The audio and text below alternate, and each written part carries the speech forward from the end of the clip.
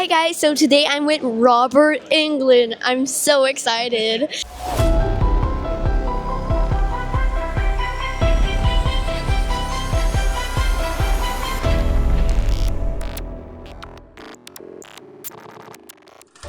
Don't worry, you're safe. They've taken my claws away. Okay, phew. First question. Yep. Freddy has scared fans for 40 years. What do you think makes him such an unforgettable horror character compared to other villains? I think it's the gimmick, the hook of having you in a dream, trapped in your own dream with Freddy. It's very universal. People all over the world from every culture have nightmares, and many people have the same one, like you're falling or you're drowning, and I think that's what makes Freddy, so memorable. Yeah, for sure. Second, in Stranger Things, you played Victor Creel. How was it to join a new generation of horror fans? Well, I'm a big fan of the show, Stranger Things, and I was especially a big fan of Millie Bobby Brown. Me too. Yes, and then when I got to do the show finally, I got to work with Maya Hawke, the daughter of Ethan Hawke, one of my favorite actors, and Uma Thurman. And, she's doing such extraordinary work now, along with Millie Bobby Brown and Finn and other members of the cast. So it was great for me to work with them, but also the wonderful director, Sean Levy, who did one of my favorite recent films, Free Guy.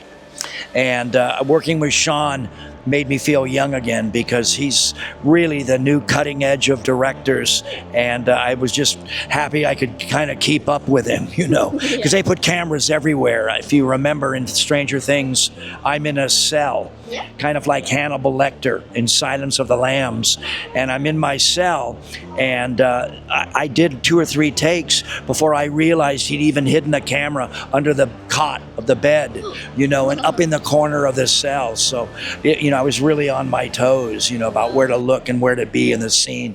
Oh, that's cool. Wow. Third question. In Urban Legend, you played a professor.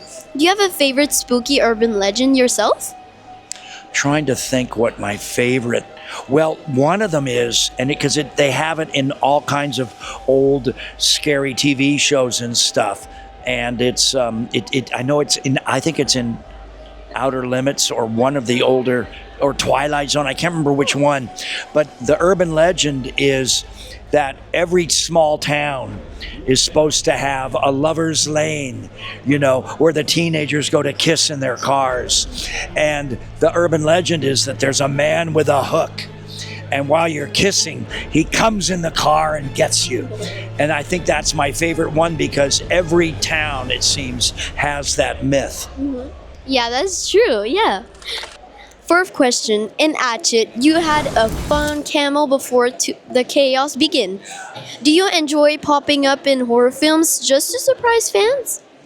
Well, horror movies have been very, very good to me. Yeah. And I've made a lot of friends in the horror world, in the world of genre films, science fiction, horror, fantasy. People from a Game of Thrones, people from Lord of the Rings, people from Star Wars, people from the horror movies that I know, like Kane Hodder from Hatchet. So I love to do favors when people ask me to do. And Kane wanted me to do that little cameo for him in Catch It. And then Kane did one for me in Behind the Mask. So he sort of reciprocated with that. But we've been working together over the years, all the way back to my science fiction TV show, V. So it's always fun, to go in and out of the little horror movies, or when you're asked to. I recently did one called Natty Knox, Natty meaning Natalie Knox, and it's out mostly for Halloween, but I did a favor. That was my old director, Dwight Schultz, who was my director from Phantom of the Opera. So that was really fun to do too. Yeah, for sure. And last question. You've worked with Wes Craven, Toby Hooper, and other big horror directors. What's the best advice you ever got from them?